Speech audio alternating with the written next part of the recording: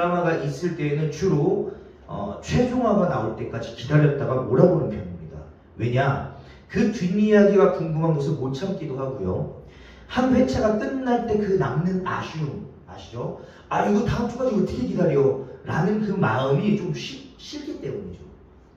그리고 중요한 것 그 마지막이 뭐 10부작이면 10부작, 16부작이면 16부작, 뭐 12부작이면 12부작, 8부작이면 8부작 그것이 다 결론이 끝난 뒤에 저는 사모님께 물어봅니다.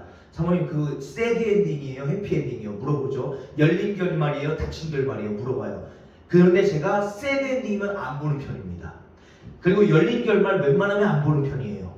꽉 닫힌 결말, 해피 엔딩이자 닫힌 결말, 그러니까 너무 행복한 결말을 있는 드라마를 좀 선호하는 편입니다. 그 이유는 새드 엔딩이나 열린 결말 그것은 왠지 모르게 그 뒷맛이 좀 씁쓸하기 때문입니다. 가뜩이나 살기 힘든 세상 드라마까지 먹먹하거나 찝찝한 엔딩이면 그 뒤에 남는 허전함이나 공허함, 허무함, 허탄함 등이 싫기 때문입니다. 그래서 웬만하면 저는 가슴 시원한 이야기나 속이 뻥 뚫리는 사이다 같은 드라마를 굉장히 선호하는 편입니다. 우리 인생도 비슷합니다. 시험의 결과, 관계의 결말, 인생의 마지막, 그리고 죽음. 우리는 마지막이라는 단어를 마주하며 살아가기가 종종 버거울 때가 있습니다. 오늘 성경은 그 마지막, 어떻게 보면 버거워지는 그 엔딩을 숨기지 않습니다. 열린 결말로 끝내지 않습니다. 꽉 찬 엔딩이고 결과가 명확하고 분명한 엔딩으로 끝냅니다. 오히려 마지막을 가장 분명하고 선명하게 보여주는 것, 그것이 바로 성경입니다. 오늘 본문 속에서 보여주는 마지막 이야기는 이렇습니다. 첫 번째, 마지막의 서막, 마지막의 시작, 그것은 예수 그리스도의 부활부터였습니다. 자, 20절이거든요. 같이 한번 읽어봅시다. 20절 시작. 그러나 이제 그리스도께서 죽은 자 가운데서 다시 살아나사 잠자는 자들의 첫 열매가 되셨도다. 자, 1절부터 11절까지는 부활의 역사성, 예수 그리스도의 부활은 역사적으로도 사실이다, 이것을 말하는 것이고요. 12절부터 19절은 부활의 언약적 그리고 계약적 관계, 예수 그리스도의 죽으심으로 인하여 우리의 죄가 속죄함 받았고 이것이 복음의 핵심이다. 그리고 예수 그리스도께서 부활하심으로 인하여 우리는 칭의, 의롭다 칭함을 받았습니다. 이것이 부활의 완성입니다. 자, 부활은요 예수 그리스도의 부활로 끝나는 것이 아닙니다. 그게 시작입니다. 그게 시작이고 앞서도 이야기했듯이 예수 그리스도 다시 오실 때에 우리의 몸도 같이 부활하는 거예요. 그때가 마지막 최종 결론입니다. 본문은 부활 때 일어날 일들, 첫 시작, 부활은 이미 시작됐다. 예수 그리스도의 부활부터 우리는 그 시대를 살아가고 있다는 것을 이야기하고 있습니다. 바울은 예수님의 부활을 부활의 첫 열매라고 말합니다. 첫 열매는 뭐예요? 전체 수확의 시작이에요.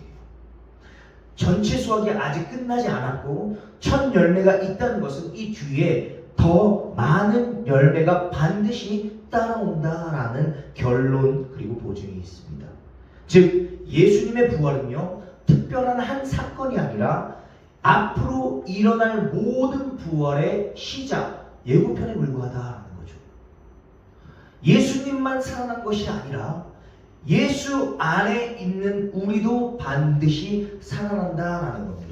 자, 이미 그 부활이라는 드라마의 첫 오프닝은 시작됐어요. 뭐로부터? 예수 그리스도께서 죽으시고 사흘 만에 부활하시고 승천하시는 그 순간부터 부활의 이야기는 이미, 부활의 스토리는 이미 시작이 된 것이고요. 그 부활의 이야기의 마지막 역시 예수 그리스도께서 다시 오심으로 끝난다라는 겁니다. 21절부터 22절이거든요. 같이 한번 읽어봅시다. 시작. 사망이 한 사람으로 말미암았으니 죽은 자의 부활도 한 사람으로 말미암는도다.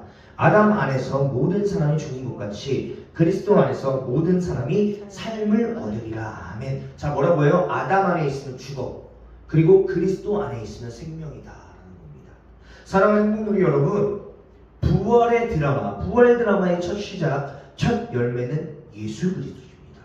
그 주님께서 우리 부활의 첫 열매가 되셨기에 그를 믿는 믿음 안으로 들어온 우리들에게도 부활의 길이 그대로 열리는 것입니다. 사람들은 본능적으로 죽음을 두려워합니다. 그래서 세상은 말합니다. 지금을 즐겨라. 지금을 누려라. 어차피 죽으면 끝이다. 아닙니다. 죽음은 곧 또 다른 영생의 시작입니다. 고린도 교회 안에도 이런 생각이 스며들었겠지만 오늘 우리 시대에도 이런 생각이 덜어 있을 것입니다. 예수는 믿지만 부활은 잘 모르겠다. 영혼은 살아도 몸의 부활은 없다. 라고 잘못 오해하시는 분들 기억하십시오. 그런 말도 안 되는 고백 앞에서 바울은 오늘 단호하게 이렇게 선언합니다. 20절 그러나 이제 그리스도께서 죽은 자 가운데서 다시 살아나사 잠자는 자들의 첫 열매가 되었도다. 아멘. 예수 그리스도의 부활의 이야기는요, 곧 예수 그리스도 다시 오실 그날에 우리 인생들도 그렇게 부활할 것임에 서막에 불과하고 예고편에 불과하다라는 것입니다. 우리는 그 삶을 지금 살아가고 있는 거예요. 예수 그리스도 다시 오실 그날에 부활의 스토리가 완성될 것인데, 예수 그리스도의 초림부터 예수 그리스도의 재림 그날까지 믿음의 사람들, 믿지 않는 사람들의 인생의 파노라마가 펼쳐지는 것인데, 그 모든 스토리와 파노라마는 언제 끝난다? 예수 그리스도 다시 오실 때에 우리의 믿음의 사람들의 부활이 있는 그때 모든 것이 끝난다라는 것입니다. 저는 그 부활의 기쁨, 부활의 소망, 부활의 복음을 다시 한번 재정립하고 2026년 그리고 남아있는 삶을 예수 그리스도 다시 오실 날이 먼저일지 우리가 예수 그리스도 앞에 갈 날이 먼저일지는 모르겠지만 그날까지 부르심 다하는 그날까지 이 부활의 기쁨을 잊지 않고 살아가는 귀한 믿음의 사람들 되시기를 주님의 마음으로 부탁을 드립니다.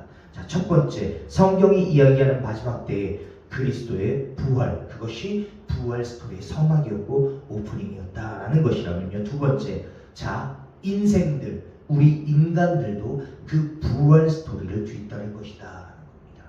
자, 23절부터 24절입니다. 같이 한번 읽어봅시다. 시작. 그러나 각각 자기 차례대로 되리니 먼저는 첫 열매인 그리스도요, 다음에는 그가 강림하실 때에 그리스도에게 속한 자요, 그 후에는 마지막이니 그만. 자, 그러나 각각 자기 차례대로 되니 먼저는 뭐래요? 첫 열매인 그리스도. 그 다음 뭐래요? 주님 다시 오실, 강림하실 그때에 그리스도에게 속한 자요. 그런 다음에 마지막이다. 자, 피조물로 지음받은 존재들, 우리 인생들의 부활이 있을 것이다 라는 겁니다. 부활의 첫 열매가 그리스도였다면 그 다음 차례는 믿음으로 그리스도께 속한 자들이 된 우리들. 자, 부활이 무작위적으로 발생하는 것이 아니라 순서에 따라 질서 있게 진행될 것임을 보여줍니다. 그리고 그 다음에 뭐래요? 세상의 마지막입니다. 이것을 오해해서 그래서 우리가 예수님 다시 오실 그날까지 우리 흰옷 입고 산에 올라가서 그날을 기다려야 된다? 아닙니다. 그날이 언제일지 모르니까 우리에게 맡겨진 사명의 이야기들을 써내려가는 거예요. 우리에게 맡겨진 삶의 이야기들을 최선을 다해서 써내려가는 것. 대신 우리 안에 뭐가 있어요? 부활의 소망이 있고, 부활의 소망을 품고 언젠가 주님 다시 뵐 날, 혹은 주님 다시 오실 그 날을 소망하며 내게 맡겨진 삶의 이야기를 정성껏 써내려가라라는 겁니다. 여기서 차례대로는요, 순서를 강조하는 말이에요. 바울은 부활이 어떤 것인지에 대한 디테일을 말하는 것이 아니라 단순히 연쇄적으로 일어날 일의 순서를 나열하고 있음을 기억하십시오. 그러니까 이걸 오해하면 안 돼요. 그러니까 우리가 막 천년왕국이다 뭐 이런 그 약간 막 싸움의 근원이 되는 그런 거에 초점을 맞추지 말고요. 예수 그리스도의 초림부터 예수 그리스도 다시 오실 그날까지 우리에게 맡겨진 삶의 이야기를 써내려가면서 우리 삶이 닿은 날, 주님 부르시는 날 주님 곁에 가 있다가 주님 다시 오실 날 그날 같이 우리가 그 광경을 목격하자라는 겁니다. 그런데 이 끝날에 어떤 심판이 기다립니까? 24절 읽어볼게요. 24절 통으로 읽어봅시다. 시작. 그 후에는 마지막이니 그가 모든 통치와 모든 권세와 능력을 멸하시고 나라를 아버지 하나님께 바칠 때라. 아멘. 그날이 되면, 즉 주님 다시 오시고 모든 인생들이 부활할 날이 되면 믿음의 사람들은 분명히 예수 그리스도의 나라에 몸의 부활과 함께 입성할 것입니다. 그러나 예수 그리스도를 모르고 거부하며 떠난 존재들에 대해서는 마지막 심판이 있을 것임을 선언하는 거예요. 믿음의 사람들의 부활이 끝나면 그 후에는 마지막입니다. 어떤 것이 이 심판의 영역에 들어갑니까? 믿지 않는 모든 이 인생들은 물론이요, 그들이 지니고 있던 모든 통치, 모든 권세, 모든 능력 등등 그 모든 것들이 심판자로 오실 예수 그리스도의 심판대 위에 올려질 것입니다. 뿐만 아니죠. 죄악의 힘, 두려움의 힘, 물질과 성공의 힘, 자기중심의 힘 등등등 예수 그리스도는 이 모든 거짓 통치를 무너뜨리는 왕으로 다시 오게 될 것입니다. 그렇기 때문에 어쩌면 그날은 예수 그리스도의 재림이라기보다는 예수 그리스도의 강림이 더 어울릴 듯합니다. 왜요? 강림은요, 이때 당시에 황제의 방문을 이야기하는 겁니다. 황제가 강림하신다. 그보다 더 위에 계신 예수 그리스도께서 강림하신다라는 거죠. 이는 장차 예수 그리스도께서 다시 오실 때 제일 처음 오셨을 그 초림 때의 비천한 상황에 태어나신 것과는 완전히 다른 왕 중의 왕, 심판자로서의 왕, 영광과 존귀와 권위를 지니고 임하실 모든 만물의 통치자요 왕으로서 군림하시는 것이기 때문이죠. 즉 왕의 귀환이 되기 때문입니다. 왕의 귀환이 그날 열릴 것이기 때문에 우리는 왕의 그 강림을 기다리는 거죠.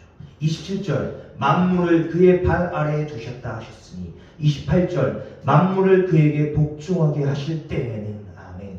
사랑하는 믿음의 동역자 여러분, 사람들은 늘 끝을 궁금해합니다. 드라마의 마지막 회, 영화의 엔딩, 그리고 인생의 결말. 우리가 원하는 끝은 대개 이런 것이겠죠. 내가 이기는 결말, 내가 인정받는 결말, 내가 중심에 서 있는 결말. 그러나 여러분 기억하십시오. 마지막 장면은 우리에게 주도권이 있는 것이 아닙니다. 마지막 장면의 주도권은 먼저는 예수 그리스도께 있습니다. 죽음이 현실처럼 보이고 절망이 당연한 결론처럼 보이는 그 자리에서 오늘 바울은 우리 인생들의 결론을 완전히 뒤집습니다. 죽음이 마지막이 아니라 부활이 마지막이다. 절망이 결론이 아니라 소망이 결론이다 라는 그 결말로 완전히 뒤집습니다. 세상은 여전히 말합니다. 죽으면 끝이다. 그러나 복음은 말합니다. 그러나 이제 그리스도께서 살아나셨다. 그렇기에 곧 우리도 그리스도의 부활처럼 살아날 것이다 라는 것이 복음입니다.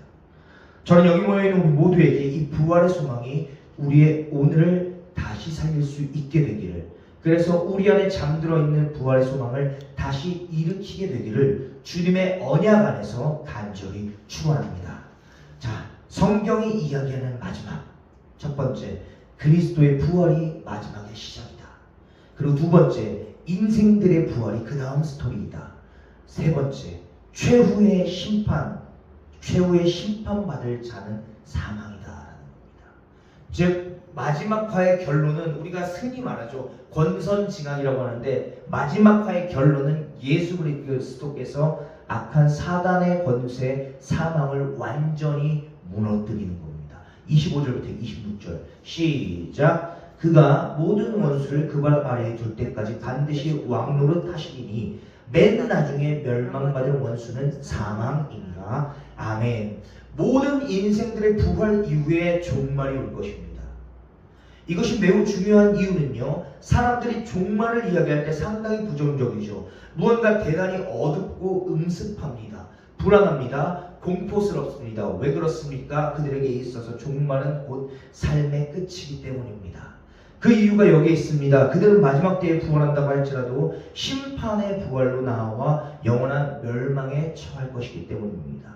그러나 성도의 경우는 어떻습니까? 성도에게 종말은 모든 것의 마지막이 아닌 새로운 시작입니다. 이것은 역설적으로 말한다면 현재 성도는 아직 시작도 하지 않은 사람들이다 라는 거죠. 그래서 오늘 본문은 세상의 마지막을 이렇게 기술합니다. 27절 만물을 그의 발 아래에 두셨다 하셨으니 만물을 아래에 둔다 말씀하실 때에 만물을 그의 아래에 두신 이가 그 중에 들지 아니한 것이 분명하도다. 아멘. 이 장면은 마치 전쟁 후에 왕의 즉위식과도 같습니다. 모든 적이 패배하고 모든 반대 세력이 무릎을 꿇습니다. 그리고 오늘 바울은 말합니다. 모든 것이 예수 그리스도의 발 아래 놓이게 될 것이다. 죽음도, 죄악도, 사단도, 두려움도, 세상의 권세도 바울은 여기서 멈추지 않습니다. 28절 만물을 그에게 복종하실 때에는 아들 자신도 그때에 만물을 자기에게 복종하신 이에게 복종하게 되시리니 그게 아까 말씀드린 그 모든 것들이 끝나고 난 이후에는 하나님 예수 그리스도께서 순종하셔서 아버지 하나님께 그 나를 올려드린다라는 겁니다. 모든 것을 다스리신 예수님이 그 왕권을 아버지 하나님께 다시 올려드립니다. 왜일까요? 예수님의 목표는요 자신의 왕국을 세우는 것이 아니라 아버지의 나라를 완성하는 것이기 때문입니다. 그래서 28절 하반절 이는 하나님이 모든 것의 모든 것이 되심이라. 아멘. 이 말은 단순히 하나님이 크시다라는 뜻이 아닙니다. 이 말의 뜻은 이것입니다. 더 이상 다른 중심은 없다. 더 이상 경쟁하는 왕자가 없다. 더 이상 나, 성공, 욕망, 상처가 중심이 아니다. 하나님 아버지가 중심인 나라가 올 것이다 라는 겁니다. 이는 곧 하나님이 천부가 되시는 상태, 이것이 오늘 성경이 말하는 우리 인생들의 구원이 완성되는 단계, 즉 영화의 단계입니다. 문제는 이것이죠.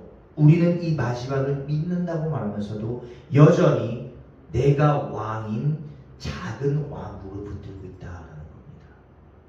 이건 내가 결정할게요, 하나님. 하나님 그냥 지켜보시기만 하세요. 이건 제가 알아서 합니다. 하나님 제가 뜻대로 하겠습니다. 지켜만 봐주세요. 하나님은 지켜보실 거예요. 사랑하시니까. 그런데 그 속에 들은 우리의 교만들, 나의 작은 왕국을 지키기 위한 나의 그 왕들, 무슨 말입니까? 우리는 예수님을 구원자로는 환영할지 모르지만 우리의 왕으로는 밀어내는 결론으로 살고 있다라는 겁니다. 사랑하는 성도 여러분, 그리고 믿음의 동역자 여러분, 오늘 우리는 이 본문을 통해서 이 질문 앞에 설 수 있기를 소망합니다. 지금 내 삶의 왕좌에 누가 앉아있는가? 진짜 내 삶의 주인은 하나님인가 아니면 나인가? 예수님은 내 삶의 중심인가 조언자인가? 성경의 마지막 장면은 내가 잘 되는 결말이 아닙니다. 성경의 마지막 장면은 하나님이 영원한 나라의 통치자로 서게 되시고 아들 예수 그리스도가 다스리시는 그 나라를 하나님께 내어드리는 것이 결론입니다. 그리고 그 나라에 들어가는 사람은 지금 이 자리에서 이렇게 고백하는 사람이겠죠. 주님, 제 삶의 왕좌에서 저는 내려오겠습니다. 예수님, 당신만이 나의 왕이십니다. 올라가십시오. 잊지 마십시오. 하나님 나라는 완벽한 사람에게 임하지 않습니다. 왕좌를 내려놓는 사람에게 임합니다. 이 삶의 끝에 예수 그리스도가 늘 왕이 되시고 우리의 중심이 되시는, 우리의 삶의 주인 되시는 그 삶을 살아내시기를 주님의 마음을 간절히 부탁을 드립니다.